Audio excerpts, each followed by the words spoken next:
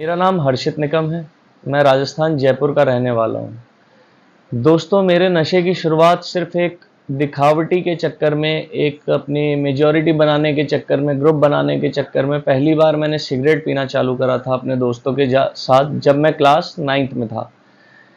School से छुट्टी होती थी तो हम लोग एक पान की थड़ी पर बैठ के सिगरेट पिया करते थे। उस टाइम उनको सिगरेट पीना भी नहीं आती थी, सिर्फ एक शौकिया तौर पे चालू किया था।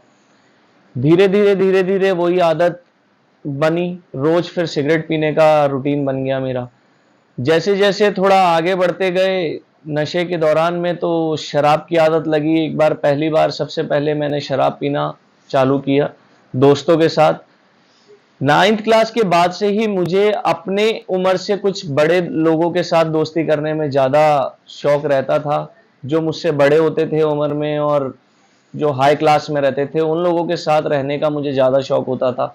क्योंकि पता नहीं, अब वो एक अंदर से ऐसा लगता था कि मैं अपने से बड़ों से दोस्ती करूंगा तो मेरा कुछ अच्छा होगा, और उसी चक्कर में मैंने अपना जीवन बर्बाद किया। अपने से बड़ों से दोस्ती करना चालू करी। वो लोग पहले से नशा करते थे, उनके साथ रह रह के मैंने भी नशा करना चालू किया। सबसे पहले मैंने शुरुआत सिगरेट से करी, उसके बाद धीरे धीरे मैं दारू पे आया। दारू पीना मैंने चालू किया। शुरुआत में जब मैंने स्टार्ट किया, एक दो बार तक तो मुझे उल्टियाँ हुई, बेचैनी सी रही, शरीर में घबराहट हुई, तो मैंने बहुत कम मात्रा में पी, एक दो पैक के अकॉर्डिंग पी। उसके बाद जैसे मेरी आदत बनते गई तो वही चीज बढ़ते गई।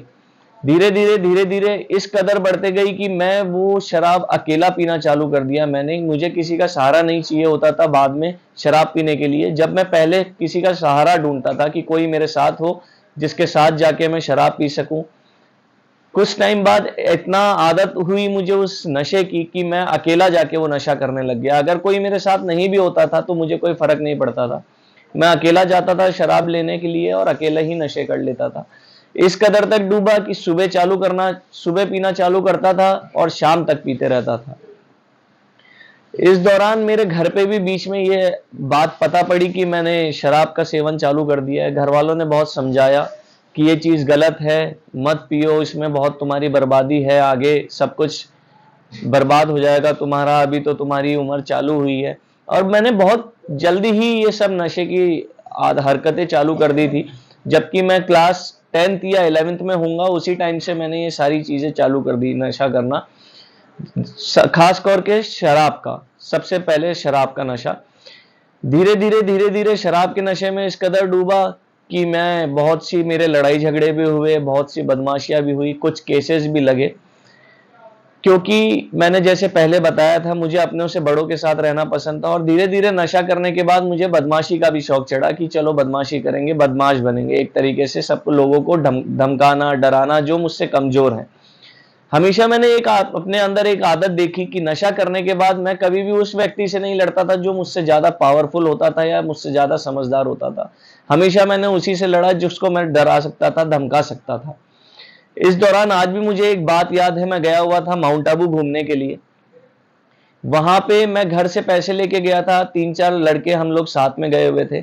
सब अपने अपने घर से थोड़ा थोड़ा पैसा लेके गए थे। वहां पे जाने के बाद हमारे पास पैसे खत्म हो गए थे। तो 5-7 दिन हम लोग वहां पे रुके, अच्छे से नशे किए, सब चीजें करी, लड़कीबाजी भी वहां पे करी, हम लोगों ने लड़कियां भी बुलाई, लड़कीबाजी भी करी, साथ में नशे भी किए, पर सबके पास पैसा खत्म हो गया था। यहां तक कि हमारे पास वापस आने तक का भी पैसा नहीं बचा था।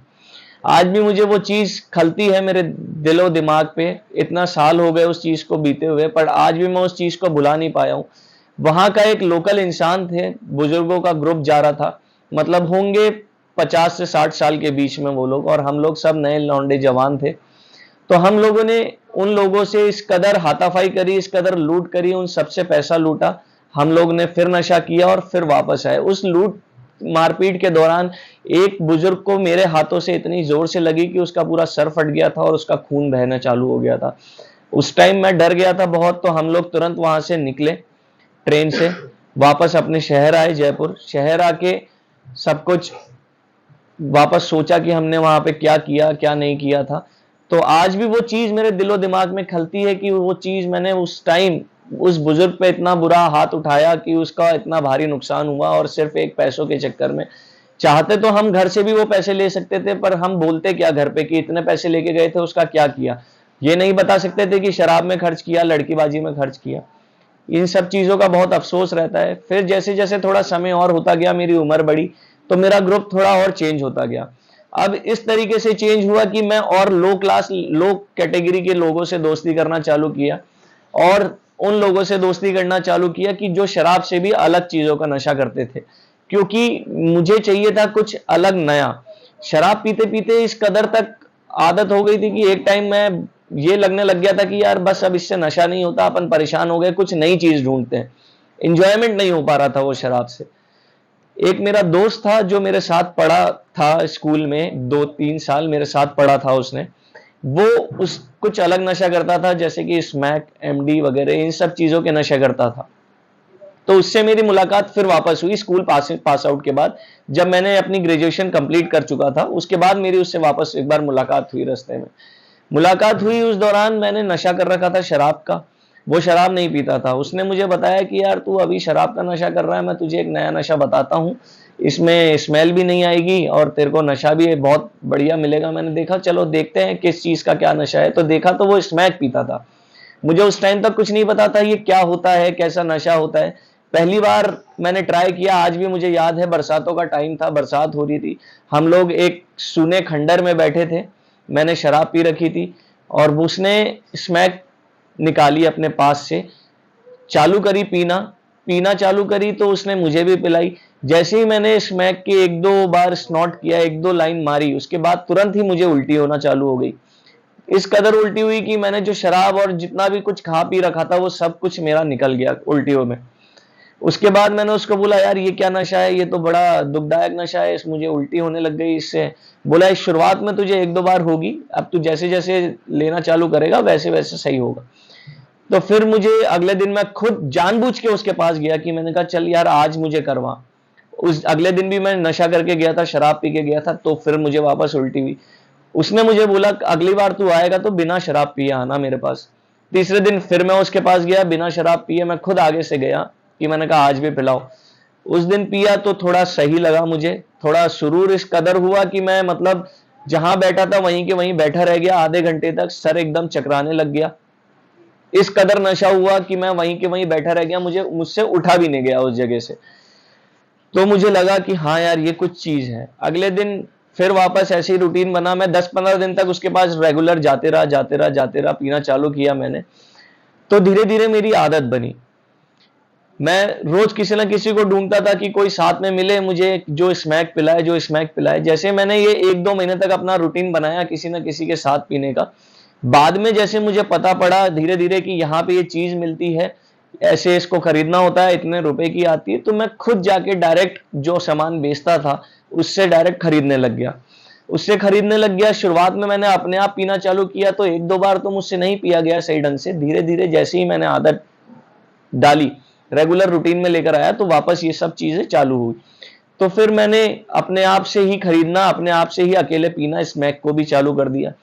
अब जैसे ही मुझे स्मैक की आदत लगी तो स्मैक में इतना मैंने बर्बादी करी कि जिसकी कोई हद नहीं। आज भी मैं अगर सोचता हूं उन सब चीजों को तो मैंने बहुत कुछ खोया है, जैसे कि सबसे बड़ी इज्जत, खुद की इज्जत और अपने घर वालों की इज्जत मैंने बहुत खोई है। मैं पूरे परिवार में सबसे लाडला हुआ करता था और आज ये दिन है कि सब परिवार वाले मुझसे दूर भगते हैं मेरे नशे के कारण। उनको यही लगता है कि फिर ये आ गया नशा करेगा तो कुछ नुकसान ना कर दे, कोई सामान ना बेच दे। मैंने इस कदर तक नुकसान किया है कि मैंने अपने घर का सिलेंडर भी बेचा है स्मैक पीने के लिए। अपनी मम्मी के सोने के सामान बेचे हैं स्मैक पीने के लिए। जो मतलब लाख-लाख रुपए के सामान होते थे उसे 10-10, 15-15 हज़ार रुपए में बेचे हैं। इस कदर मजबूर हो गया था मैं स्मैक पीने के लिए। बहुत लोगों से उधारी करी, बहुत, यहाँ तक कि मैंने अपने घर के कागजात भी गिरवी रखवा दिए थे स्मैक पीने के लिए, इस कदर मैं परेशान हो गया था। जब पैसा नहीं होता था तो मुझे इतना क्रेविंग होती थी कि मैं अपने आप को रोक नहीं पाता था, ये सब चीजें करने से, कुछ सामान बेचने से या चोरी करने से अपने आप को रोक नहीं पाता था। मैं इतना मजबूर हो गया था इन सब चीजों पे कि एक दिन ऐसा आया कि मुझे ना चोरी करने के लिए कोई सामान मिला, ना ही कोई मौका मिल पाया, ना ही मैं घर वालों से पैसा ले पाया। उस दिन मैंने अपने घर पे हाथ जोड़े मम्मी के सामने कि मम्मी मुझे बचा लो, एक बार मुझे आखिरी बार नशा करने दो, बस मेरा नशा कैसे भी करके आप छुड़वा दो। तो मम्मी को लगा कि ये मर जाएगा, और इस दौरान मैंने एक बार वैसे आत्महत्या की भी कोशिश करी थी, क्योंकि मेरे पास पैसों का जुगाड़ नहीं हो पा रहा था और मुझे बहुत भयंकर क्रेविंग हो रही थी नशा करने की, इसमें कि मैं किसी को मार दूं या मर जाऊं। तो मैंने एक ही चीज सोची कि इतनी ताकत मेरे अंदर नहीं बची थी कि मैं सामने किसी को मार पाऊं, तो इससे अच्छा मैंने सोचा अपन खुद ही मर जाए।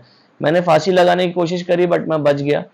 वो चीज़ मेरे मम्मी को भी पता थी, तो मम्मी को जैसे ही मैंने मजबूर होके ये सब चीज़ें बताई, तो मम्मी ने उस टाइम तो मुझे नशे के लिए पैसे दिए। तुरंत ही मम्मी ने अपने मेरे रिश्तेदारों से बात करी, संपर्क किया कि ऐसी-ऐसी बात है, इसको कैसे भी करके छुड़वाना है। तो मेरे घरवालों ने देखा, नेट पे सर्च किया, तो उनको समर्पण नशा मुक्ति केंद्र सबसे अच्छा बेहतरीन मिला। उन्होंने यहाँ पे कॉन्टैक्ट किया। मेरा घर से ही मुझे पिकअप करवाया गया, यहाँ पे पिकअप फैसिलिटीज़ भी रहती है। 3 से 4 से 5 वॉलंटियर्स मेरे घर पे आए यहाँ संस्था के। मुझे घर से उनकी गाड़ी में खुद बिठा के लेकर आए, बाइज्जत बहुत अच्छे से समझाते-बुझाते कि आपको कोई परेशानी नहीं होगी, अच्छे से ट्रीटमेंट होगा वहाँ पे। मैं बहुत डरा हुआ था यहाँ पे आने तक, बट गाड़ी में ही उन लोगों ने इस कदर मुझे समझाया सारी चीज़ें यहाँ के बारे में कि मैं धीरे-धीरे सब कुछ समझते गया। यहाँ आने के बाद मेरा डिटॉक्सिफिकेशन चालू हुआ। डिटॉक्सिफिकेशन के दौरान मुझे मेडिसिन्स भी दी जाती थी, जो एंटी क्रेविंग, मेरी क्रेविंग रोकने के काम आती थी, बट फिर भी मैं इस कदर से नशे में डूबा हुआ था कि 3-4 दिन तक मेडिसिन्स के बाद भी मुझे हल्का-फुल्का क्रेविंग होती थी। उसके बाद धीरे-धीरे सारी क्रेविंग खत्म होने लगी, तो मेरा मूड थोड़ा सही होने लगा।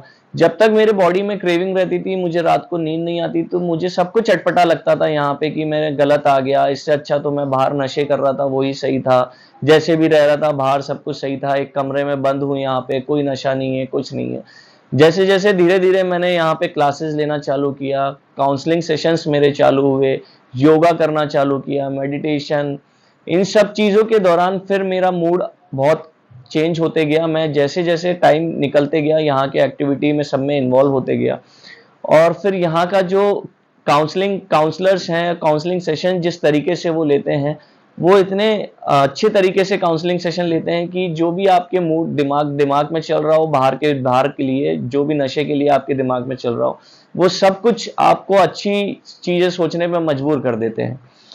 मैंने योगा करना चालू किया, योगा से मुझे मेरी बॉडी में बहुत रिलैक्स फ़ील हुआ, जैसे कि मेरे कमर में बहुत बैक पेन रहता था। योगा करते-करते वो पेन मेरा सब कुछ दूर हो गया, हाथ-पैर में मेरे बहुत हल्का-हल्का कमज़ोरी सी फ़ील होती थी, वो सब दूर होते गया। यहाँ की मैंने प्रोटीन डाइट लेना चालू किया, जो एकदम पौष्टिक डाइट रहती है यहाँ पे। दाल, चावल, सब्जी, रोटी, सुबह नाश्ता रहता है, वो सब चीज़ें, दूध, ये सब चीज़ें लेना चालू किया, तो मेरा बॉडी रिकवरी होना चालू हुआ। डाइट के बाद जैसे ही थोड़ा और दिन मुझे यहाँ पे बीतते गए, तो मैं धीरे-धीरे सारी एक्टिविटी में इन्वॉल्व होते गया, और मैं खुद अपने आप से इंटरेस्ट लेना चालू किया यहाँ के सारी एक्टिविटीज़ में। मैं खुद आगे से आगे होके एक्टिविटी करवाना चालू किया, एक्टिविटी में इन्वॉल्व रहना चालू किया, तो मुझे बहुत अच्छा लगने लगा। और जिस हिसाब से यहाँ का रूटीन था, वो रूटीन में मैंने अपने आप को बिज़ी किया, और आज भी मैं उस रूटीन में रहता हूँ, तो मुझे बहुत अच्छा लगता है बाहर की लाइफ से अकॉर्डिंग, क्योंकि बाहर की लाइफ में मैंने ये कंपेयर किया यहाँ की, जब मैं यहाँ पे अपने टाइम टेबल को चेंज किया। बाहर के अगर टाइम टेबल के अकॉर्डिंग रहता, तो मैं अपनी ज़िंदगी में कभी नहीं सुधर पाता। एक अपनी ज़िंदगी में नियम कायदे होना बहुत ज़रूरी है, हर चीज़ समय पे होना बहुत ज़रूरी है, जो कि मैंने यहाँ पे आके सीखी। और यहाँ के संचालक महोदय का बहुत-बहुत धन्यवाद करना चाहता हूँ, क्योंकि उन्होंने इस कदर यहाँ पे अच्छी-अच्छी सुविधाएँ बना रखी है कि पेशेंट्स को बहुत सुविधा मिलती है, किसी भी तरीके की कोई परेशानी नहीं होती। बस यही कहना चाहूँगा, नशा छोड़िए, घरों को जोड़िए। नशा एक विनाश का जड़ है। धन्यवाद।